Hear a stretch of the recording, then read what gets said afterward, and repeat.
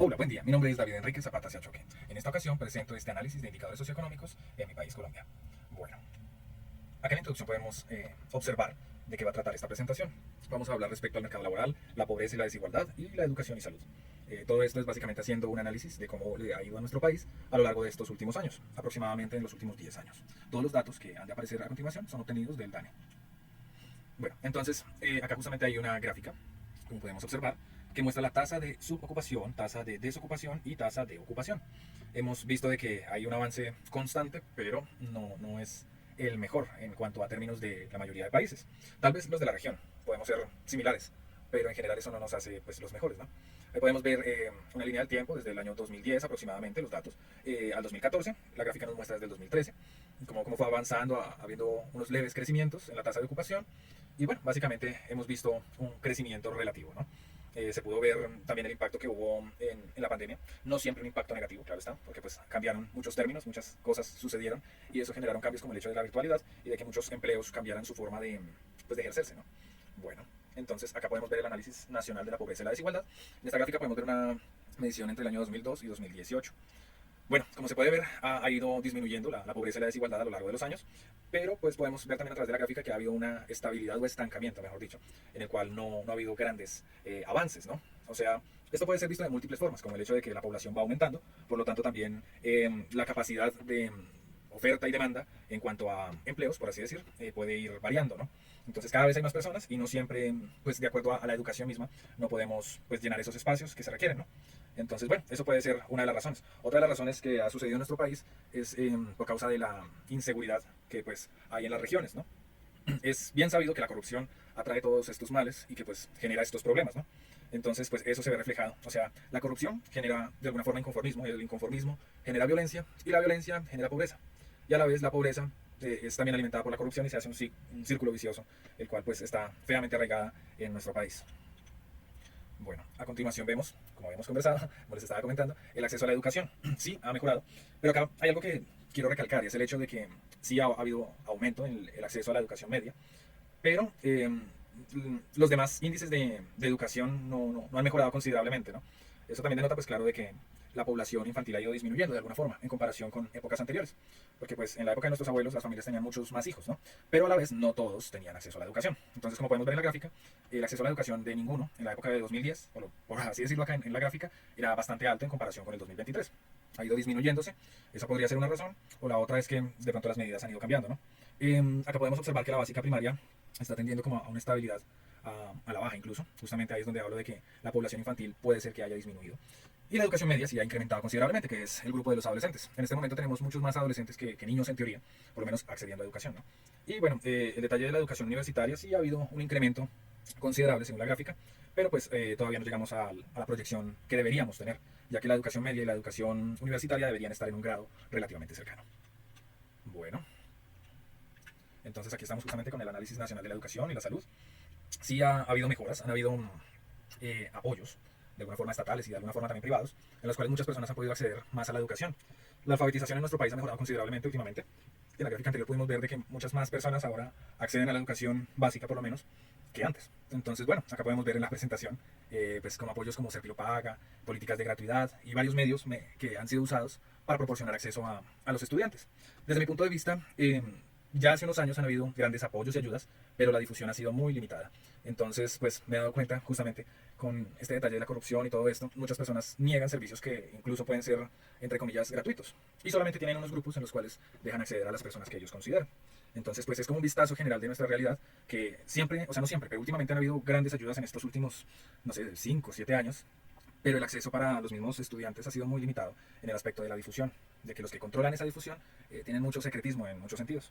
Bueno, pues ese es mi punto de vista, ¿no? En cuanto a la salud, bueno, la cobertura estos últimos años ha sido bastante buena, falta, como en todos los casos que hemos visto, pero pues la verdad el acceso a la salud en nuestro país ha sido bastante bueno en los últimos años, ¿cierto? Más que nada por el hecho de los precios, de que la salud acá no es un lujo tan grande como en otros países, incluso vienen de otros países al nuestro a buscar un sistema de salud un poco más asequible. Pongo ejemplo, digamos, acá podemos comprar medicinas por precios de 1000, 2000 pesos, mientras que en otras partes del mundo tranquilamente una pastillita puede estar costando $20. Bueno, el acceso a los servicios también ha ido mejorando. Lo grave es que hubo una época como de crecimiento, donde hubo el boom de tanto de la salud, los servicios, pero lo que me he dado cuenta es que toda esa infraestructura se está perdiendo por causa de la ineficiencia y falta de conocimiento o corrupción por parte de los entes locales, ¿cierto? Como lo que son alcaldías y todo este detalle, muchos lugares los dejan perder.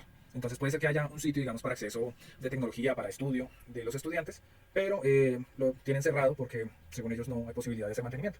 Algo así por el estilo. La falta de interés en el propio pueblo es lo que ha generado que haya crisis. Bueno, continuamos acá, el análisis regional. En cuanto a desarrollo económico, Bogotá y Medellín son los principales, el mayor Producto Interno Bruto que generan para nuestra nación son estas dos ciudades. Luego tenemos a Cartagena y Cúcuta, que pues realmente deberían ser más altas, porque pues, como lo había mencionado por ahí en algún trabajo anterior, Cartagena al ser un puerto debería tener un ingreso gigantesco y una inversión social y local mucho más grande, ¿cierto? Cúcuta también, porque pues al estar limítrofe con otro país deberíamos tener mayor flujo de caja de alguna forma, por así decirlo, mayor flujo económico. Bueno, Cali y Barranquilla están en un crecimiento económico moderado. Bucaramanga y Pereira dice que es un desarrollo económico sólido, en muchos sentidos sí han tenido un impacto bastante importante, y hay retos de conectividad en las regiones amazónicas. Eso sí ha sido algo bien complejo porque ha habido mucho abandono de parte pues, del Estado de alguna forma. Bueno, entonces acá procedemos con la pobreza monetaria a nivel de las ciudades, en el caso mío. Entonces acá podemos observar la pobreza monetaria en Bogotá, que sí, o sea, digamos, esta gráfica mide desde el año 2002 hasta el año 2018, datos obtenidos del DANE. Hemos visto cómo hubo una disminución en cierta época y después volvió a haber un ligero incremento. Tiene muchos factores como la migración, como la seguridad, como muchos factores que influyen en el hecho de que aumente o disminuye la pobreza en una ciudad, ¿no? Todo esto radica también en la misma educación. Podemos ver acá en Medellín, ha disminuido considerablemente, ahora lo vemos bastante estable. Después en Cúcuta, vemos que, como mostrábamos en la pirámide anterior, no tiene muy buenos valores de alguna forma, pero pues no está tan mal tampoco. Cartagena debería estar mucho mejor. Cali está bastante mejor según esto, pero pues de todas formas hace falta. Villavicencio acá vemos en la gráfica. Y bueno, básicamente es eso. Entre todos, como que el mejorcito en teoría es Bogotá y Medellín. Bueno, entonces ahora empezamos con las preguntas. Bueno, basado en todo lo anteriormente descrito, podemos ya ahora sí responder cuáles han sido los determinantes de crecimiento y desarrollo económico en Colombia y pues sus departamentos, en este caso fueron ciudades, en los últimos 10 años. Bueno, todos estos detalles para poder llegar a una conclusión tenemos que tener en cuenta el mercado laboral, los indicadores de pobreza y desigualdad, la educación y la salud. Pues ya podemos llegar a la conclusión de que el mercado laboral sí ha estado estable, pero no ha tenido, o sea, un incremento el cual debería tener. Aparte de eso, pues la pandemia del 2020 influyó significativamente en transformar el empleo de una forma pues diferente, ¿no? Muchas personas quedaron sin empleo, otras cambiaron la forma de empleo, pero pues también las condiciones laborales de alguna forma también empeoraron, ¿no? Porque pues ya estando en casa, el empleo, el trabajo, mejor dicho, aumentó considerablemente. Los indicadores de pobreza y desigualdad, claro, todo fue supremamente impactante tanto por pandemia como por diversos factores, o sea, si contamos de pandemia para atrás, han habido múltiples factores que a pesar de que nuestra economía ha sido bastante fuerte en el aspecto de resistir inclemencias extranjeras, o sea, en el aspecto de que hay otros países que tengan problemas económicos, no nos habían afectado tan fuertemente, pero pues últimamente sí han habido afectaciones considerables. De todas formas, hemos visto que también el emprendimiento ha hecho que nuestro país se mantenga estable. Entonces realmente no ha sido la intervención de ningún gobierno, sino ha sido realmente la misma población la que ha mantenido a flote nuestro país. Bueno, en cuanto a educación y salud, sí ha habido incrementos significativos. Si hablamos de aquí a 20 años, o sea, de 20 años para atrás, sí ha habido una considerable mejora en cuanto a la educación y a la salud. Últimamente, pues sí han habido desórdenes y todo lo correspondiente, malos manejos y destrozos, pero pues por lo mismo fuerte de nuestro sistema, de lo que hemos visto, creo que ya la misma sociedad se está dando cuenta qué tan importante y qué tan bueno era lo que teníamos cuando estamos a punto de perderlo, ¿no? Y bueno, básicamente esa parte, acá pues habla respecto a los indicadores de pobreza y desigualdad, la educación y la salud, lo mismo que estaba repitiendo. Bueno, ¿qué aspectos puede fortalecer para acelerar el desarrollo económico en Colombia y sus departamentos o ciudades, ¿no? Es importante la mejora en el mercado laboral, ¿no? O sea, la capacitación, la educación. Mucha gente le puede parecer raro, pero la tecnificación de los empleados es supremamente importante. No es tan, o sea, ¿cómo decirlo bonito? Es importante que haya muchos profesionales, ¿cierto? Pero realmente en nuestro país, como estamos, necesitamos muchos técnicos. El saber hacer es supremamente importante. Y también hay mucha gente muy capaz en nuestro país, pero es bueno de que tengamos cada uno algo que nos certifique, ¿cierto? Para eso existe el SENA y otros grupos, pero principalmente el SENA, que ha hecho que el saber hacer se pueda convertir en una tecnificación. Y eso hace que pues, las personas tengan más seguridad tanto al contratar como al ser contratados, ¿no? Bueno, es importante reducir la informalidad laboral. Últimamente han habido movimientos. Sería muy bueno para reducir la informalidad, la mejora de un sistema tributario más sano, más saludable, que permita mayor circulación y mayor intención de progreso, de un incentivo para hacer de que las empresas que hasta ahora están iniciando pues puedan tener mayor fortaleza, ¿no? Pues se sabe de que los 2, 3 primeros años de una empresa son supremamente duros, entonces pues diría yo que sería maravilloso de que un gobierno no le diera tan duro a esas empresas que inician, ¿cierto? Obviamente verificando detalles jurídicos, por así decir, para que las empresas no estén reiniciándose cada 3 años para evitar cierto cobro de impuestos, ¿no? Entonces, ahí están los pros y los contras. Inversiones en infraestructura. En el aspecto de la salud, en el aspecto de la educación, tenemos una educación supremamente mala en muchos sentidos. Desde, pues, o sea, más que nada lo digo no en el aspecto profesional, o sea, no en el aspecto universitario, porque con todo lo que me he encontrado en la universidad siempre ha sido bueno. En esta universidad ha sido genial.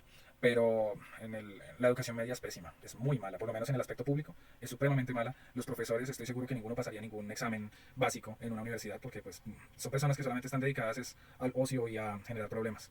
Bueno, la conectividad es supremamente importante. Si tenemos vías de acceso útiles, vías de acceso que sean fuertes, que sean bien hechas, hace que tanto el agricultor como el empresario tengan mayor conectividad con el resto.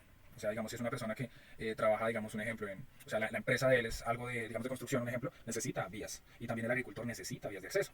¿Por qué recalco tanto la importancia de la calidad? Porque es que de nada sirve hacer una inversión gigantesca o una inversión, sí, grande, pero que de aquí a poco se vaya a deteriorar, ¿no? Lo que vamos a generar es más problemas que incluso soluciones, ¿no? Bueno, mejorar la distribución y calidad de los servicios de salud en regiones apartadas, por supuesto que es supremamente importante. Revisar la cantidad de personas que hay en la región para aumentar el nivel de los sistemas de salud que hay en el lugar, ¿cierto? Pero siempre teniendo equipos básicos. Hay sistemas básicos como lo son un desfibrilador o un sistema de oxígeno que pueblos, incluso grandes, no lo poseen. Son cosas tan supremamente básicas y tan supremamente económicas para un gobierno que es una desgracia que no todos los municipios y ciudades y pueblos, tanto grandes como pequeños, lo poseen. Bueno, descentralización administrativa, brindar mayor autonomía y recursos a los gobiernos locales para implementar estrategias adaptadas a las necesidades de cada región.